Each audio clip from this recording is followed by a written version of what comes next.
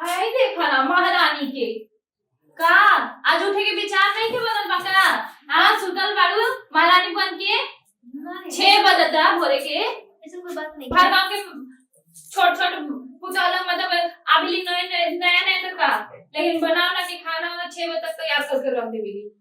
हां चली ना कि बड़ लोग उठे चली ना बना दे ना। हाई वो ना का हो ऐसी चली वो का बिस्तर से उठे ना दीदी ऐसा कोई बात नहीं। नहा वही में तू 1 घंटा लगई वो तैयार हो तो 2 घंटा लगई। हां खाना कब बनी सब कोई आ जाइए खाए खाए खातिर तो बैठियन तो तू बनेबू ना दीदी ऐसा कोई बात ना दीदी कहां करत आलू। हां बहुत लगा था कि रोहित घर से आई बड़ू। हाय देखा ना संस्कार बा हम खड़ बनी आई महारानी जैसे बैठल बड़ी। अरे खुश रहा हटा ढेर आई बड़ू एगो बोले लगे तो आवेला कुछ आवेला। हां ना खाना खाए से बनावे खातिर आवेला ना कुछ कल। हां दीदी मुंह फाड़े लग लड़की एकदम ज्यादातर रहीस रहतू है तो काहे ना दहेज तिलक में चल नौकर लेके आ गेलू। हां ऐसे आ गेलू मुंह उठा के ए तो ना रहा देवे खातिर। अच्छा ला खड़ो के सुना मत हवा हाली तो अभी ला ई रोगा बाहर तनी तो का करी। आऊ कहां बड़ी भीतर बाड़ी सुतल बाड़ी की बैठल बाड़ी हम का करी। हमरा तनी रुकी हम खबर है मनो खेला का काम करेली ना मनो के तो ना करेली हम का उंगली थोड़ी नो करम लोग लगे कि काम करो हमरा ना आवेला काम करे का बड़ी काम करे बनी हैं। बोली ये भाभी झाड़ू लगाता तरी तू एजा बैठ के ऐसे करता रहू हैं। झूठा मुंडा कैसे काम करे के ही आवता नहीं। काम करके आवता रहू हैं। तो वो ये बाहर का झाड़ू के लगावता। अगर दीदी झाड़ू लगा घर के तो सारा काम हम ही कर। अगर दीदी झाड़ू लगा देती मैं कौन सी बड़ी बात हो गई। घर का सारा काम तू कर लू और जब तू करत रहू हैं। अगर दीदी एक बार झाड़ू लगा देती मैं का हो गई। वो इतना पूरा घर सर पे काहे उठाते नहीं। कुछ बोलो ना कि तार होने से जवाब चीर दे दे ना। तार मुंह ज्यादा चलत हटे। अपन पहले जाके अपन पापा से फोन पर बात कर लो ठीक नु। हमरा से तो बात का कहीं हम उनकरा से बात करके हम नहीं जानत ठीक नु। जौन हमनी के डिमांड बा सब उनका के बतावो। हमार तो फोन उठावत नहीं खान। ओकरा भी जितना रहे वो रोवा लोग के देलन कइलन और वो कहां सब- से करस। वो सब हम नहीं जानत कि कहां से करियन कहां से ना। आ तू जाके बताओ चाहे फोन पर बताओ।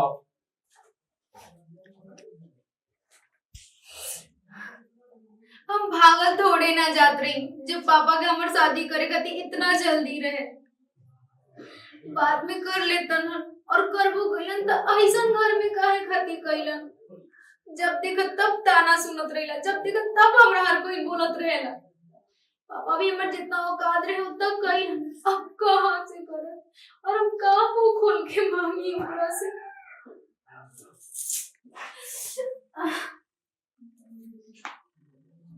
काज का करल बानी बैठो ना बैठो माथा खराब एकदम का कोई हमेशा आसमान सर को उठाइला एगो काम कुछ ना करेली मन होखेला तो करे जैसे कि कहा के महारानी विक्टोरिया उठ के आई बड़ी।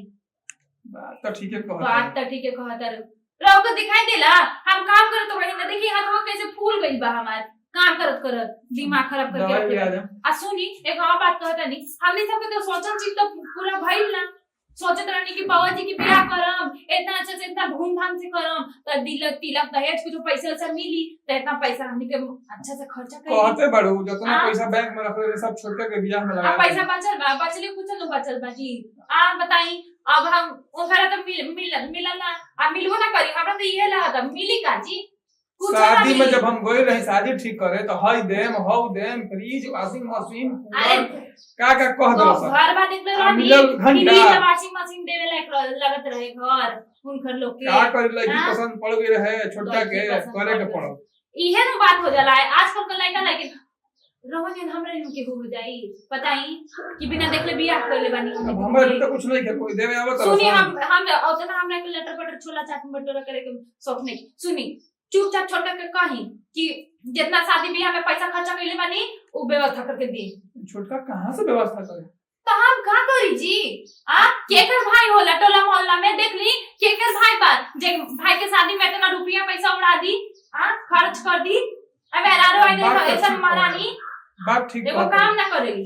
रुको देखिए हम कहता नहीं बुलाई छोटे के आ क्लियर करी हमारे सामने करी हम जानत नहीं सामने आओ ना तो का छोटका और सामने बात होके के घर में बनो घरे में पड़ू छोटका हाँ भैया एकदम हमन कहाँ बड़ो पैसा नहीं खे ए जे कोनो मन जरूरत पड़ी तो आओ मांगे जाइम लागता केहू से कहानी है हाँ राम मत बोली देखिए देवर जी हम हमरा के तो घुमा फिरा के बात करे ला आवेला ना कहत नहीं बोलो हां सुनी त मिला त ना कुछ ससुराली से अब मिलबो ना करी हम तो एगो बात बोली हां हमनी के पैसा वैसा अथी कइले बानी बोले ना जी कह छोटकी बहू से कह अभी क्या कही तब नु डायरेक्ट तो तोरा से कहल जात नहीं के कह कि कुछ भेजवावा सन कहला सन कहिए कि हतना दे में मिलल घंटा वो बात हम मिलल होला ही ना भैया फोनवे नु हमरा काट देता रहो हम तो फोन कई बार कई नहीं है 2 लाख रुपया दे कहला सन 50,000 दे के शादी ब्याह कर के समेट लेला सन 1.5 लाख रुपया हमर दादा हिया से आई अजी हमर फोन- मेर बतिया जो बोली ना जी देखी बाबा जी जो पैसा हमने के कितना शौक से शादी कोइले बानी रहो के पैसा रहला बताई तो वो पैसा तो कुल खर्च हो गई बाबा जी हां तो देख तो कहे कितना खर्चा बियाह में कोई नहीं कालीन में बिछा हमनी देला ना रही बाबा जी को रुपया का नहीं तब भैया को पैसा इंतजाम करके दे दी काहे कि जो कमाए वो स्टार्ट करे वाले बड़ा नहीं तो हम बहुत पैसा लागी कहां से ढीली लेवल में ढीली त ना मिली ना चढ़े भैया, के पड़ी अब इनके के जाकर तन कनेक्ट देता नहीं चढ़ ना से बिना कर ले मिले वाला नहीं के हां जी ठीक है कह हम फोन पे फोन लगावत रहा फोन में ना कभी कभी उठावेला सन अब भैया सन तक फोन ने काट देता अरे रहो बोले गरीबी के रोए मुंह लगी बा बाऊ लोग के बोले के जो बोली हन कुछ हो बोले के मुंह बा हमरा भी रहे लोग तो हम सिखा दी बढ़िया से उन लोग के देखो हम ज्यादा कुछ ना हम तो समझ आप लो दोनों आपस में कर ली भाभी तोरे चिंता मत करी हम देता नहीं का कनेक्ट जल्दी कर दी बाबा जी जाता नहीं भैया ठीक बा अरे बात होई था कहाँ बात करी बाबूजी से रोगे बताइए पापा इतना कहाँ से दे दिए पापा के पास इतना औकात नहीं थे कि रोगा लोग इतना सारा डिमांड पूरा करिए बताइए रोगा के देख देख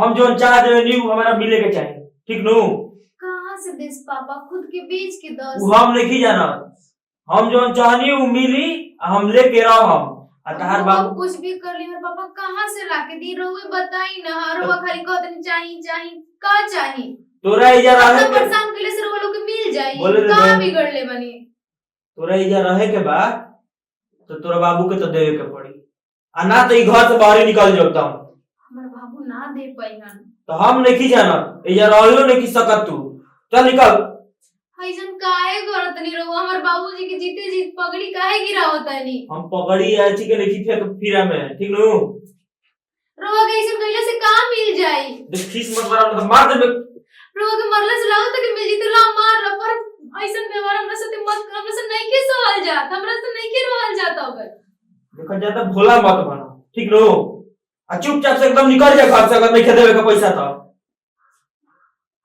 रोगा से ये बात को तेरी कहां हम अपने किस्मत चाहत को निकल निकल अब काहे से कर तनी रोगा जी अब रोगा के देख आज गोड़ पर धंधा हट ऐसे कइले से रोगा के काम मिल जाए हमारा कुछ मिले चाहे मत मिले हमारा चाहिए जौन हम डिमांड कर देले बनी वो हमरा चाहिए आ ना कहां से लेके दोस्त समझ कहीं नहीं क्या उतरवा के वहीं से ले आके दे ओकरा से हमरा फिकिर नहीं खे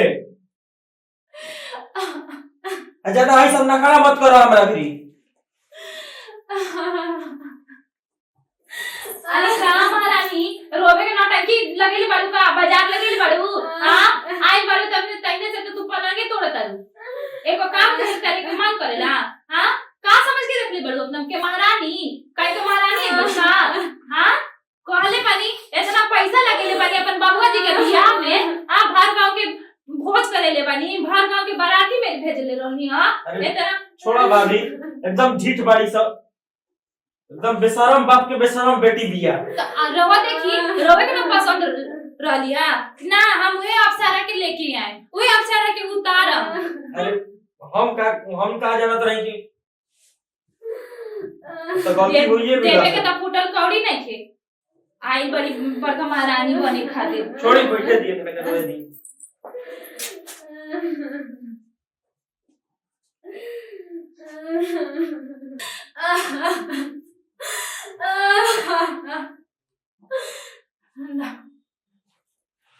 हम कमजोर नहीं थी अगर हम कमजोर हो गए तो दुनिया की तमाम बेटी कमजोर हो जाए अब बताओ तनी सबके जैसे सब हमरा साथे कइले बा देखा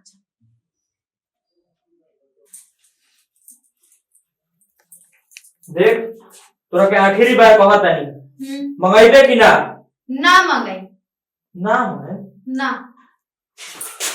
हर बार के तरह तहरे ना चली। हथवा अब की बार उठेला ना तोड़ के हथवा तार हाथ में धरा दे। होइसन ज्यादा तेज मत बना, ठीक बा? हमरो करे आवेला। अगर हम तारा पे हाथ उठा दे ना तो लोग समझ का कही नु। अब तू समझ जा, ठीक बा? और जो ही तू लोग हमारे साथ व्यवहार कइले बड़ा नु, ले जाई हम सीधे पुलिस थाना में और कोर्ट तक लेके जाए कि तू लोग हमारे साथ का कइले बड़ा लोग। बोली निकलता निकली और अब यही बोली रही और यही अंदाज रही। जो करेगा कर लिया। तोर 200 रुपया करे के पड़ी। का उपाय करवा? का उपाय करवा? हम उपाय करके दिखाई। एक बार घर से बाहरी चल गई नु तो उपाय कर ले तारा का छोड़म ना। समझ में आई तारा? जो उपाय करेगा कर लिया।